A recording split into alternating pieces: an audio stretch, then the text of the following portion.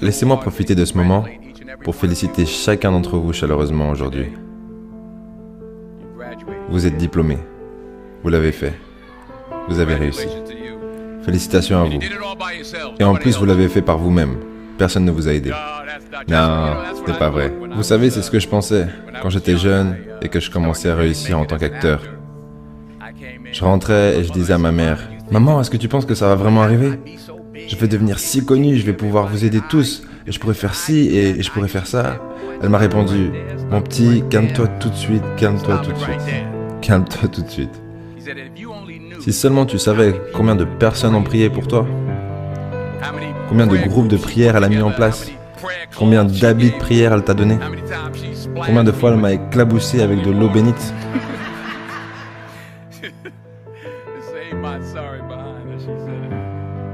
Et elle m'a dit, « Ah, tu as tout fait toi-même, alors je vais te dire ce que tu vas pouvoir faire par toi-même. Tu peux sortir, prendre une pâte et nettoyer les vitres par toi-même. » Superstar. Donc, je vous dis tout ça parce que je veux féliciter tous les parents et amis, et la famille, et les tantes et les oncles, les grands-mères, les grands-pères, et les profs, les amis et les ennemis. Toutes les personnes qui vous ont aidé à être qui vous êtes aujourd'hui. Félicitations à vous tous. Je vais raconter 2-3 histoires, mais ça sera très court. Je me souviens que lors de l'obtention de mon diplôme, le gars qui parlait ne s'arrêtait pas. Bla bla bla bla bla. Donc ça sera court.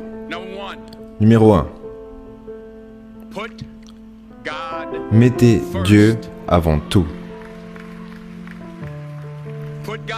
Mettez Dieu avant tout dans tout ce que vous faites. Tout ce que vous croyez voir en moi, tout ce que j'ai accompli, tout ce que vous croyez que j'ai quelques trucs, ouais. Tout ce que j'ai, je l'ai grâce à la bonté de Dieu. Comprenez ceci. C'est un cadeau. Il y a 40 ans, le 27 mars 1975, ça fait il y a 40 ans depuis mars dernier, j'ai été expulsé de l'université avec une moyenne de 1.7. J'espère qu'aucun d'entre vous peut s'identifier à ça. 1.7 comme moyenne générale. J'étais assis dans le salon de beauté de ma mère. Est-ce qu'on appelle toujours ça un salon de beauté en fait? Comment on appelle ça? Ouais, dans un salon esthétique. J'étais assis dans le salon esthétique de ma mère et je regarde dans le miroir, je vois derrière moi, il y a une dame sous le sèche-cheveux. Et à chaque fois que je levais la tête pour la regarder, elle me regardait. Elle me regardait droit dans les yeux. Je ne savais pas qui elle était et j'étais là comme ça et elle dit « Que quelqu'un me donne un stylo. J'ai une prophétie. » Le 27 mars 1975, elle m'a dit « Mon petit, tu vas voyager dans le monde entier et parler à des millions de personnes. » Alors que moi, je venais de me faire expulser. Je pensais peut-être rejoindre l'armée, je ne savais pas trop quoi faire en fait. Et elle vient me dire que je vais voyager dans le monde et parler à des millions de personnes. Mais j'ai voyagé partout dans le monde. Et j'ai parlé à des millions de personnes. Mais ce n'est pas la chose la plus importante que j'ai eue en termes de succès. La chose la plus importante, c'est que ce qu'elle m'a dit est resté dans ma tête depuis ce jour-là. J'ai été protégé, j'ai été dirigé et j'ai été corrigé. J'ai gardé Dieu dans ma vie et il m'a gardé humble. Je ne suis pas resté tout le temps avec lui, mais il est toujours resté avec moi. Donc restez avec lui, dans tout ce que vous faites. Si vous pensez que vous voulez faire ce que vous pensez que j'ai fait, alors faites ce que j'ai fait. Et restez avec Dieu. Numéro 2. Échouez grand. C'est exact. Échouez grand. Aujourd'hui, c'est le début du reste de votre vie. Et ça peut être effrayant. C'est un nouveau monde. C'est un méchant monde. Mais vous ne vivez qu'une fois. Donc faites ce qui vous passionne.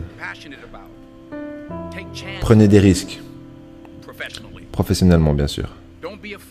N'ayez pas peur d'échouer. Il y avait un vieux test de QI où il y avait 9 points. Et il fallait tirer un trait en passant par ces 9 points sans lever le stylo. La seule façon de le faire était de sortir de la boîte.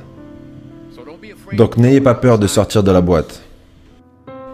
N'ayez pas peur de penser en dehors de la boîte. N'ayez pas peur d'échouer grand. N'ayez pas peur de rêver grand. Et souvenez-vous que les rêves sans un objectif ne sont que des rêves. Et ils nourrissent la déception. Donc, ayez des rêves, mais aussi des objectifs. Des buts de vie, des buts pour l'année, des buts pour le mois, des buts pour la semaine, des buts pour la journée. J'essaie d'avoir un but tous les jours. Des fois, c'est juste de réussir à ne pas injurier quelqu'un. Des buts simples, mais ayez des buts. Et comprenez que pour accomplir ces buts, vous devez appliquer de la discipline et de la consistance. Pour atteindre vos objectifs, vous devez appliquer de la discipline, ce que vous avez déjà fait, et de la consistance. Tous les jours, pas uniquement le mardi en manquant d'autres jours. Vous devez y travailler. Vous devez planifier tous les jours. Vous connaissez cette citation qui dit « Nous ne planifions pas pour échouer, nous échouons à planifier. » Travailler dur, ça fonctionne. Travailler dur, c'est ce que les gens qui ont du succès font. Et dans ce monde, des messages et des tweets dans lequel vous vivez,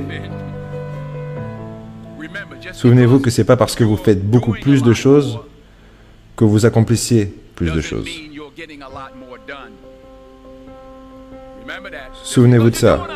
Le fait de faire beaucoup plus ne veut pas dire que vous accomplissez beaucoup plus. Ne confondez pas le mouvement avec le progrès.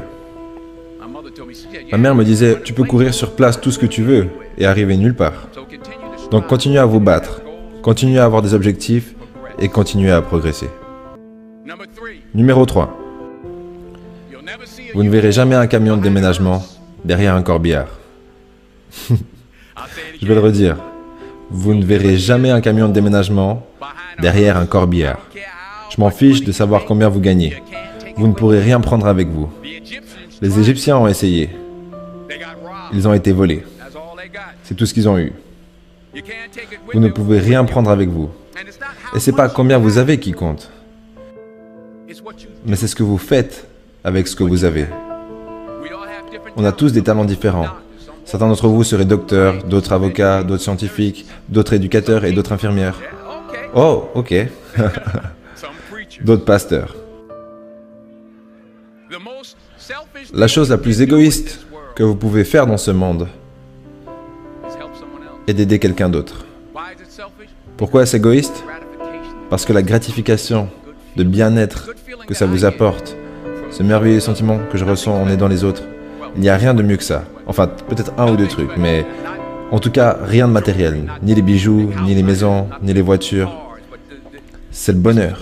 C'est là où le bonheur se trouve, dans l'aide qu'on apporte aux autres. C'est là où se trouve le succès, dans l'aide qu'on apporte aux autres. Pour finir, je prie pour que vous mettiez vos pantoufles bien en dessous de votre lit ce soir. Pour que lorsque vous vous réveillez le lendemain matin, vous devez vous mettre sur vos genoux pour les attraper.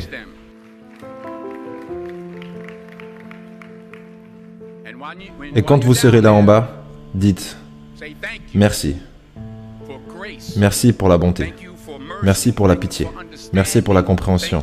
Merci pour la sagesse. Merci pour mes parents. Merci pour cet amour. Merci pour cette gentillesse. Merci pour l'humilité. Merci pour la paix. Merci pour la prospérité. Dites merci en avance pour ce qui est déjà à vous. C'est comme ça que j'ai vécu ma vie, et c'est l'une des raisons pour lesquelles je suis où je suis aujourd'hui. Dites merci en avance pour ce qui est déjà vôtre.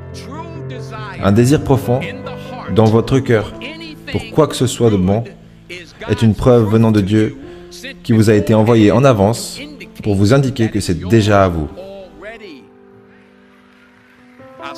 Je vais le redire. Un désir profond dans votre cœur, cette chose que vous ressentez, peu importe ce que vous voulez faire, cette chose que vous voulez faire pour les autres, pour grandir et pour gagner de l'argent. Ce désir, ce sentiment, c'est une preuve de Dieu qui vous a été envoyé en avance pour vous indiquer que vous l'avez déjà. Et tout ce que vous voulez de bon, vous pouvez l'avoir. Donc, réclamez-le. Travaillez dur pour l'obtenir. Quand vous y arrivez, retournez-vous. et aider quelqu'un au passage. Apprenez, enseignez. N'aspirez pas juste à gagner votre vie. Aspirez à faire la différence. Merci.